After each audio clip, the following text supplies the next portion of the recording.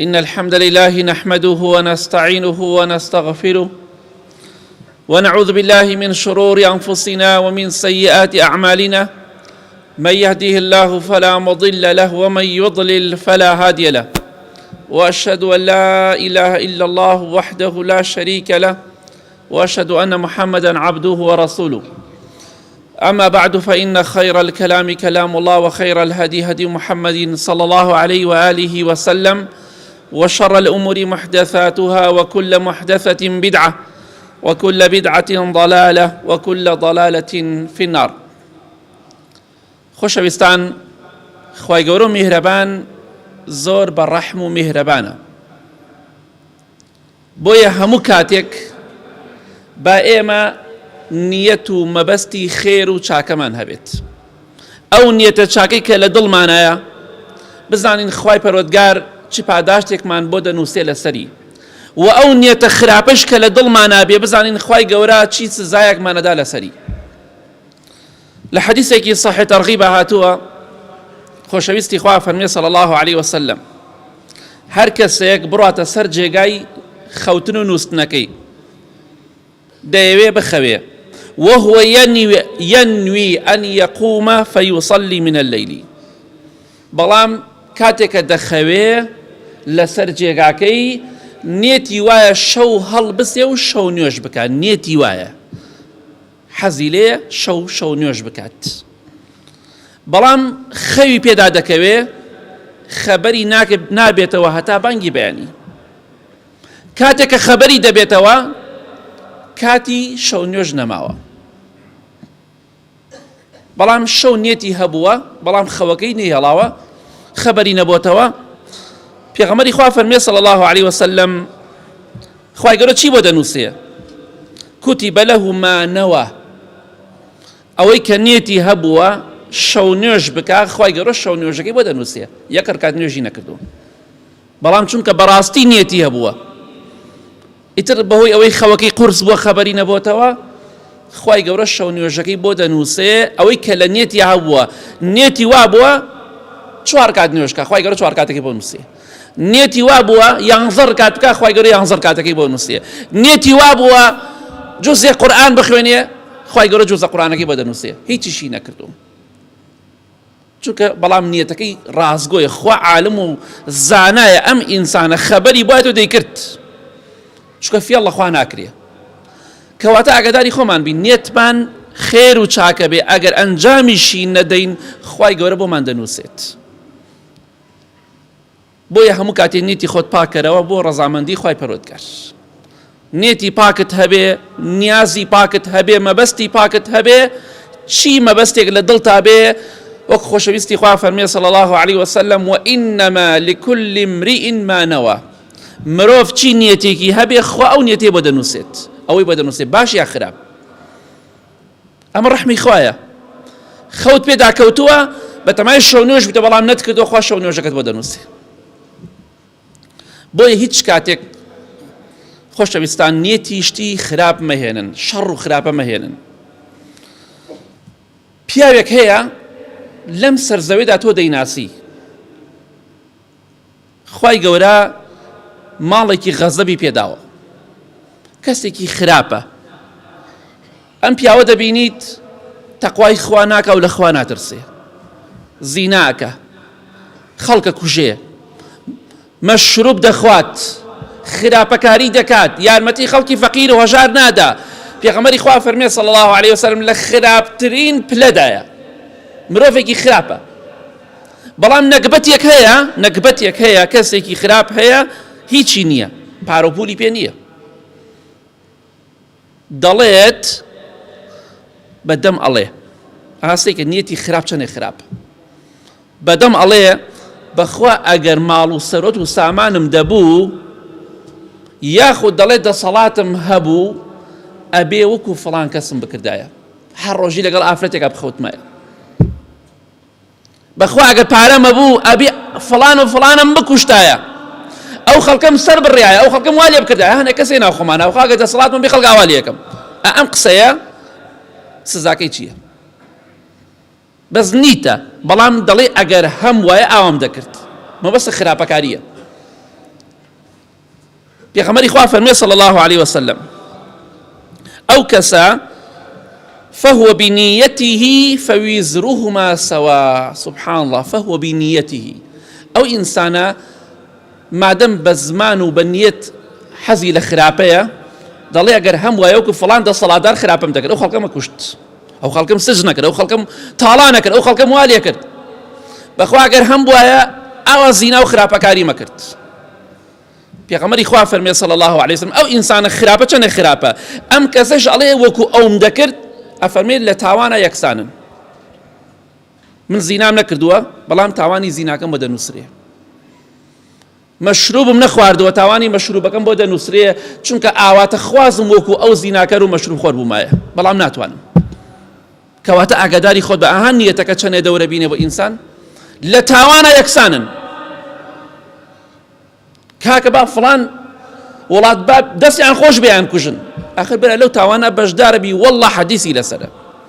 وەڵڵا تەنها بە دەست خۆشیەکە تۆش لەو جەریمە و لەو قەتڵا بەشداری. ڕوو دەکەمە پیاوە بە تەمەنەکانیش بەداخەوە هەندێکتان هانی گەنجەکانە دەن بۆ خراپە، چەند جار گوێتان لێ بوو، خۆم بە چەند جار ئەو گوێنم شایەتە بۆ قیامەت گوێم لێ بوو، هەمووشتان زۆربەتان گەنجەکان گوێتان لێ بووە. پیاوە بە تەمەنەکان ناڵێ مەمووی هەندێکیان قسەمان پێ دەڵێن بە گەنجەکانیش دەڵێن ئێوە حاشازی ئێوە پیاو نین، ئێوە ئاوان و ئاوان ئەم هەموو ژنە جوانەیە دەستکاریان ناکەن، ئەم هەموو ژنە جوانەیە بەخوا گەرە سەردەمی ئێمە ئەبوون ئاوامان نەکرد و ئاوامان نەکرد، ئەم قسەیە خوا ئەو تاوانە دەنووسێت. لای خۆی بڵێ یا ڕەبی تەمەنتان درێژ بێ، ئافەرین ئێوە داوێن پاکن، بە ڕەوشتن، بە ئەخلاقن، کەچی ئێوە پیاو نین. بۆی ئەم هەموو ژنە ئاوا لەم ڕۆژە هەموو ژنە جوانەیە و حەقشتان لێ بەسەریانەوە، لای خۆ تەمەی خێریان کەن، تەمەی خراپیان دەکەن. بۆی ئەم ئینسانەکە حەزی لە خراپەیە بەڵام ناتوانێت پیر بووە، خوا تاوانی خراپەکەی بۆ دەنووسێت. حەزی لە زینایە و ناتوانێت خوا تاوانی زینەکەی بۆ دەنووسێت، چونکە تەمەنایەکە بەڵام ناتوانێت. کەواتە ئاگاداری خۆت بە نیەتەکە دەورە بینێ بۆ باشبوونی تۆ، بۆ خراپبوونی تۆ. هەموو کاتێک هەوڵ بدە نیەتی خێر و چاکت هەبێ، نیەتی ئەوەت هەبێ مەبەست ئەوە بێ کاری چاکە ئەنجام بدەی، ئاواتی بۆ بخوازی. پێغەمبەری خوا صلی الله عليه وسلم باسی ئەو کەسانەمان بۆ دەکات کە قەرزارن. زۆرێک لە خەڵکی قەرزارە، بزانی پێغەمبەری خوا صلی الله عليه وسلم مزگینێکی خۆش ئەدا بەو کەسەی کە قەرزارە و نیەتی دانەوەی قەرزەکەی هەیە. پێغەمبەری خوا فەرمێ صلی الله عليه وسلم ما من عبد كانت له نية في أداء دينه إلا كان له من الله عون. أما لا صحيح ترغيب آية حديثك صحيح. پێغەمبەری خوا فەرمێ صلی الله عليه وسلم هەر کەسێک قەرزار بێ، قەرزی لە کەسێک کرد بێ، بەڵام دەفەرمێ كانت له نية في أدائه، نیەتی دانەوەی قەرزەکەی هەبێ، واتە کەسێک نێ پارەخۆر بێ، قەرز کوێر بێ پارە نەداتەوە، بەڵکو نیەتی هەیە قەرزەکە بداتەوە، هەر بێتە دەستیەوە پارەکە تەسلیم کاتەوە. خۆشەویستی خوا فەرمێ صلی الله عليه وسلم ئەوە لەلایەنی خوای پەروەردگارە و یارمەتی ئەدرێ وسبب الله له رزقا، خوای گەورە کۆمەڵێ ڕزق و ڕۆزی بەنسیب دەکا، کۆمەڵێ پارە و پولی بەدەست ئەخا بۆی قەرزەکەی بۆ ئاسانکە، خوا یارمەتی دەرێتی.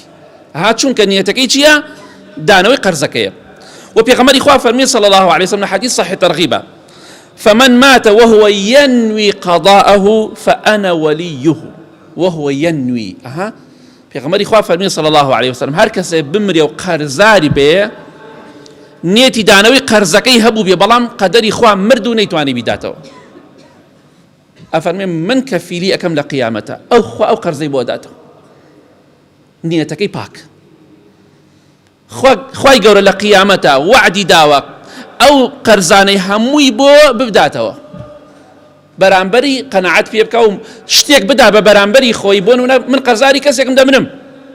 خوای گەورە شتێک ئەدا بە ئەو ئینسانە، دەڵێ دەفەرمێ بەوە ڕازی ئەبی لە فڵان کەس خۆش بی قەرزەکەی، بێگومان ڕازیە بێت، شتێکی پێدا ڕازی بێت. کەواتە ئەگەر نیەتی دانەوەی قەرزەکەت هەبوو، خەممەخۆ بشمری، خوای گەورە وعدی داوە قەرزەکەت بۆ بداتەوە. و خۆشەویستی خوا صلی الله عليه وسلم بە فەرمانی خوا زەمانی بۆت کردووە کە قەرزەکەت بۆ داتەوە لە قیامەت، تاو دڵخۆش بە کەواتە نیەتەکە چەنێ دەورە بینێ مادەم نێتی دانەوەی قەرزەکەت هەبێت کەواتە گرنگە نێتمان لە هەموو شتێکە باش بێ ئەگەر خراپیش بێ پەنا بەخوا باجەکەی بە خراپی دەدەین یا ڕەبی خوایە نێتمان پاکەیتەوە لە هەموو کار و کردەوەیەکدا لە نێت و شەڕی خراپ بمان پارێزی یا رب العالمین ئامین ئامین.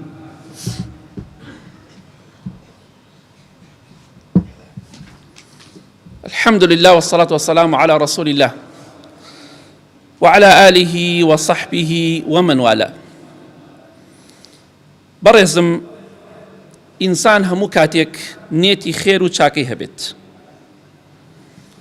بە ئیزنی خوای گەورە نێتی خێر و چاکەت هەبێ خوای گەورە سەرکەوتوت دەکا بەڵام ئەگەر پەنا بەخوا ئینسان نێتی خراپی هەبوو خوای گەورە تۆڵەی لێ دەکاتەوە. لە حەدیثێکی صحیح تەرغیب هاتووە ئەم حەدیثە تەنها حەدیثێکە کە سەحابەیەکی کورد بە ناوی جابان کە خۆیان پێڵێن گاوان ڕزای خوا لە یەک سەحابە هەبووە کورد بووە ئەم حەدیثە لە پێغەمبەری خوا ڕیوایەتەکە صلی الله عليه وسلم حەدیثێکی صحیح. خۆشەویستی خوا فەرمێ صلی الله عليه وسلم هەر پیاوێک قەرزێک لە کەسێک بکات سەیری ئەم حەدیثە پێچەوانەی حەدیثەکەی پێشۆکیسە باسمان کرد پێچەوانە هەر کەسێک پارێک لە کەسێک قەرز بکا بەڵام لا يريد أن يؤدي إلى صاحبه حقه خدعه حتى أخذ ماله. بەڵام کاتێک کە پارەکەی لێ قەرزەکە ئاڵێ کاک فڵان کەس ئەوەندە پارەم بەرێ بۆ ئەوەندە ڕۆژ ئەوەندە مانگ بەس ئەو کاتێک کە پارەکەی ئەداتێ لە دڵ خۆی بەخوا چاوە پێی ناکەوێت ئەومان هەو جۆرەمانەیە هەر داتە دەستیوە تەواو ئەبیاڵی گری بۆ قیامەت. ئەم جۆرە مرۆڤە لە ناو کۆمەلگای ئێمەدا هەن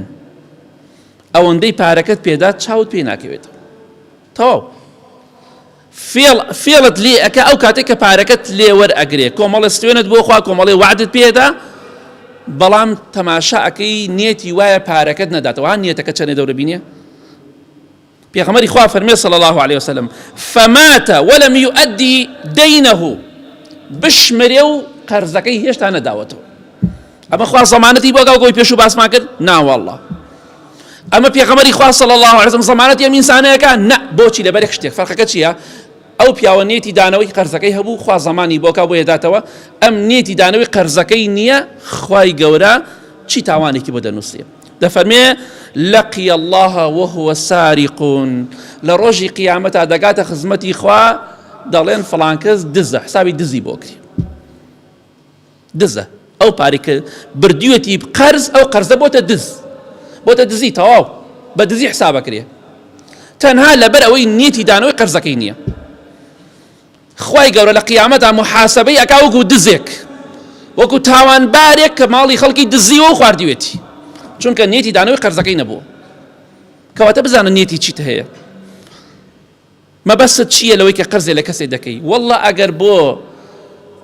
ئەوەت بێ کە پارەکە بدەیتەوە خوا لە قیامەت بۆتە داتەوە وەک پێغەمبەری خوا فەرمی صلی الله عليه وسلم ئەگەر نێتی دانەوەی قەرزەکەیشت نەبێ و قۆڵی ببڕی لە قیامەتا تۆ دزی تەواو لای خوای گەورە حسابی دزت بۆ کردی. جا ئەو جۆرە دزە ناو خۆمانە هەیە خوا هیدایەتیان بدە. هەموو کاتێک با نیتی خێر و چاکەمان هەبێت. پێغەمبەری خوا صلی الله عليه وسلم لەم حەدیثە صحیحەکە لە صحیح تەرغیب هاتووە نمونەیەکمان بۆ دەهێنێتەوە. کەسێک لە ئێمە پیاوێک دەناسێ پیاوێکی چاک پیاوێکی خێرکەر پیاوێکی دەستکراوە بەردەوام یارمەتی خەڵکی فەقیر و هەژارەتە پیاوێکی ڕێک و پێک و خواناسە لەوانە هەر کەسێک لە ئێمە کەسێ وا بناسێ بەڵام کەسێتر هەیە لە خوار ئەوەیە ئەم پیاوە پلەی لای خوا زۆر بەرزە چونکە ئینسانێکی ئیماندار و خێرکەرە خێرخوازە چاکەکارە ئینسانێکی شێ لە خوار ئەمەوەیە هیچی نییە پارە و سەرد و سامانی نییە ئەو کەسە دەڵێ ئیتر هەر کەسێک بێ لە ئێمە دەڵێن خۆزگایە وەکو فڵان کەس ماڵ و سەروەت و سامانمان هەبووە یارمەتی خەڵکی فەقیر و هەژارمان بدایە بەخوا خوایە گیان ئەگەر منیش هەم بوایە وەکو فڵان کەس خێر و چاکەم دەکرد. بەڵام پێغەمبەری خوا فەرمێ صلی الله عليه وسلم فهو صادق النية نيتي رازقوية ورازقوية واتا أجر هشي بي أيدات بلام أو كسي خوا عالمه فلان كز وعليه بس بي نايدات أو نايقريتوا هيا خواي قورا عالمه كأجر هشي بي بارا وكو أو كسي تدولمن بي همان كرداري أو أنجام داتو فهو بنيته بيغمر إخوة فرمي صلى الله عليه وسلم خواي قورا نيتكي لي قبول دكات أو آواتي كإخوازيت خۆزگایە وەکو فڵان کەس پارەم هەبوایە سەرۆت و سامانم هەبوایە لە ڕێی خوادا تەوزیعم کردایە پێغەمبەری خوا فەرمێ صلی الله عليه وسلم خوای گەورە ئەو نیەتەی لێ قبول دەکات چونکە ڕازگۆیە ئاواتە خوازێ وەکو فڵان کەس خێرکەر بوایە بەڵام نیەتی تەنها بە نیەتەکەی تەنها ئاوات خواستنێکی خێر و چاکە ئەو دگەێنێ بە چی پێغەمبەری خوا فەرمێ صلی الله عليه وسلم فهو بنيته فأجرهما سواء ئەم ئینسانەکە هیچی نییە و هیچ نابەخشێ لە پاداشتا خوای گەورە پاداشتی بەقەت ئەو ئینسانە خێرخوازە بۆ دەنووسێ یعنی بۆ نمونە پیاوێک هەیە ڕۆژی ملیۆنێ ئەکا بە خێرخوازە پارەی زۆرە ڕۆژی گەڵایەک دەکا بە خێر تۆش کە نیەتت وایە دەڵی خوایگیان ئەگەر هەم وایە وەکو فڵان کەس خێرم دەکرد تۆ ئەو پیاوە ڕۆژی چەندێ ببەخشێ ئەو پیاوە خێرخوازە ئەو پیاوە چاکە ئەو دەوڵەمەندە تۆش بەقەت ئەو پیاوە خێر و چاکە دەسەکەوێ هیچیش نەبەخشی ئەو ملیۆنێ ببەخشێ خوای گەورە خێری 1 ملیۆن پارە بۆ تۆ ئەنووسێ کە ڕۆژانە ئەو تەوزیعەکە گەڵایە ببەخشێ تۆ خێری گەڵاکەت بۆ نووسراوە دینارێکش نەبەخشیوە بەڵام چونکە نیەتت چاکە حەزەکەی وەکو فڵان کەس کەسێکی باش و ڕوو لە خوابی و خێرکەربی کەواتە نیەتەکە بۆی پێغەمبەری خوا فەرمی صلی الله عليه وسلم وإنما لكل امرئ ما نوى ئینسان چی نیەتێکی هەبێ خوای گەورە بە پێی نیەتەکەی بۆی دەنووسێ کەواتە دەتوانی ئاوات بخوازی بە کەسێکی باش یاخود بۆ نمونە کەسێک دەبینی خودبە ئەدا وتارەدا خەڵک گوێی لێگرێ دەڵێ بەخوا ئەگەر عیلمم پێ بوایە توانام هەبوایە وەکو فڵان مامۆستا وتارم ئەدا و ئامۆژگاری خێری خەڵکم دەکرد بەهۆی ئەم نیەتەتەوە کە تۆ ڕەکەسێکی ڕازگۆی حەزەکەی خزمەتی ئەو دینەکەی بەڵام عیلمت پێ نییە وەڵڵاهی ئەو خەتیبە چەندێک خێری دەسەکەوێت تۆش نەخێرە دەسەکەوێت ئەو خەتیبە ڕۆژی خوا چەندێک خێری بۆ بنووسێ تۆش کە ئاواتە خوازی وەکو ئەو بوویتایە خوای گەورە بەقەت ئەو خەتیبە خێر و چاکە بۆ نووسێ ڕۆژانە ئەو چەندێک دەست کە تۆش دەسەکەوێت ئەمە نیعمەتێکی خوایە کەواتە نیەتمان پاکەینەوە بە هەموو کاتێک نیەتی خێر و چاکەمان هەبێت ئەگەر نەشتوانین بیکەین ئاوات بخوازین وەکو کەسە چاکەکان بین بۆی خوای گەورە وەکو کەسە چاکەکان خێر و پاداشتمان بۆ بنووسێ بۆیە هیچ کاتێک نیەتی خراپەت نەبێ بیر لە خراپە مەکەرە و بیر لە شەڕ و خراپ مەکەرە و ئاواتی بۆ مەخوازە چونکە ئەگەر وات کرد ئەم حەدیسە شمول دەکات نیەتی خراپ زۆر مشکلەیە لە حەدیسێکی صحیح تەرغیب هاتووە خۆشەویستی خوا فەرمێ صلی الله عليه وسلم ئە حەدیسەش هەر بە هەمان شێوە جابان کوردی گاوان کە سەحابەی بۆمان ڕیوایەتەکە بەشی دۆمی حەدیسەکە کە پێغەمبەری خوا فەرمێ صلی الله عليه وسلم هەر پیاوێک ئافرەتێک مارە بکات ئیتر مارەیەکە زۆر بێ یا کەم بێ حەزەکەی بە 1000 دینار بێ حەزەکەی با گەڵایەک بێ حەزەکەی با ملیۆنێک بێ حەزەکەی با ئەنسیلەیەکی زیو بێت با ئەڵقەیەک بێ یاخود با چەندێ زۆر بێ چونکە فەرمووی على ما قل من المهر أو كثر زۆر بێ یا کەم بێ کێشە نییە گرنگەوەی مارەی کردووە پیاوێک ئافرەتێکی مارە کردووە بەڵام دەفەرمێ وليس في نفسه أن يؤدي إليها حقها خدعها بەڵام کاتێک کە مارەی ئەکا مارێکی چەندێکە ئەوەنە مسقال ئاڵتون ئەوەنە ملیۆن ڕازیم بەس ئەڵێ بەخوا چاوی بە 1 دینار ناکەوێت ئەها نیەتی وایە خۆشنی هێناوە لای وەلی ئەمری ئافرەتەکە مارەی کردووە خەڵک زانیوێتی بە حەڵاڵی هێناوێتی بەڵام چونکە نیەتەکەی پیسە بزانی خوای گەورە چی بۆ دەنووسێت ناو خۆشمانە هەیە کاکە کێ توورەکەی بۆ مارەی دووریوە ئەم قسەی لەوانەیە شمولی ئەم کەسانەکە توورەکەی بۆ یانی کەواتە کێ مافی ئافرەتی داوە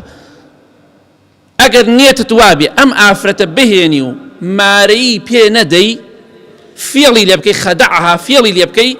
پێغەمبەری خوا فەرمی صلی الله عليه وسلم فمات ولم يؤدي إليها حقها بشمرێ و مارەی ئافرەتەکەی نەدابێت چونکە نیەتی وایە هەر نەیداتێ تەنها خەڵەتاندنی بەرامبەرە خەڵەتاندنی ئافرەتەکە و بەرامبەرەکەیە پێغەمبەری خوا فەرمێ صلی الله عليه وسلم لقي الله يوم القيامة وهو زان پەنا بەخوا لە ڕۆژی قیامەتە ئەگاتە خزمەتی خوای گەورە هەر چەندێ لەگەڵ ئەو ئافرەتە خەوتە بێ خێزانی خۆیەتی خوای گەورە بە زینا بۆ حساب کردو چونکە نیەتەکەی پیسە ئەها سەیری کە نیەتەکەمان چەندێ دەورە بینێ مادەم نیەتی وا بووە مارەیەکی پێنەدا ئەم نیەتە تەنیا لە دڵی شایە خۆ بە ئاشکرا نەیوتوە مارەیەت پێ نادەم لە دڵی خۆیەتی ئەڵێ بەخوا چاوی پێ ناکەوێت چۆن کابرای قەرزار ئەڵێ بەخوا چاوت بە قەرزەکە ناکەوێت حسابی دزی بۆ کرێ ئەمەش کە دەڵێ بەخوا چاوی بە مارەی ناکەوێت یەک دیناری نادێ من ویستم بیخەڵەتێنم تەنها ویستم قۆڵیان بکەم بەخوا چاک قۆڵیانە بڕی کچەکەم لیان سند و مارەیشم پێنەدا لە دڵنیا بە هەموو خەوتنێکت لەگەڵ خێزانەکەت داخوا بە زینا بۆتی حساب کردو فهو زانین پێغەمبەری خوا فەرمێ صلی الله عليه وسلم لە قیامەتە حساب زیناکەری بۆ کردی لەبەر ئەوە ئەو ژنە بۆی حەڵاڵ نەبووە چونکە با مارێکیشی ئەگەر 1000 دیناریش بێ خواردبێتی نێتی دانەوەی قەرزەکەی نەبوو بێ کە قەرزێکە لەسەری لە قیامەتە بە ئینسانێکی بەدڕەوشت و زیناکە حسابی بۆ کردی پەنا بەخوای گەورە کاتە سێکە شتی حەڵاڵ بەهۆی نێتی پیسەوە حرام دەبێت نێتمان پاکەینەوە بە ئیزنی خوا لە هەموو کار و کردەوەیەکدا نێتمان پاک بێ پاداشتی گەورە وەردەگرین نێتمان خرابێ سزای گەورە وەردەگرین اللهم اغفر للمؤمنين والمؤمنات والمسلمين والمسلمات الأحياء منهم والأموات من أهل السنة والجمعة والجماعات يا ربي خواه الشفاء نخوش كان من بدي بتايبتي أواني داوي دعاء خير يعني كدوا يا ربي خواه هي مني وآرامي ولات من بباريزي خواه يعني للشر لخرابة لظلم ظالم كان ولات من بدورك يا رب العالمين خواه يعني خير وخوشي وبركة وباران بسر معنا برجيني يا ربي خوايا آخر من بخير بگیری نوێژ و ڕۆژ و عیبادەتمان لێ قبول کەی وامان لێ بکەی کەسێکی خێرخواز بین کەسێکی خێرکەر بین کەسێک بین خوایگیان هەموو کاتێک نێتی خێر و چاکەمان هەبێ یا ربی خوایە لەو کەسانەمان نەگیێڕی کە نێتیان خراپە و خراپەکارن یا رب العالمین خوایگیان آخرمان بخير بگیری آمين آمين آمين وصلى الله على محمد وآله وصحبه أجمعين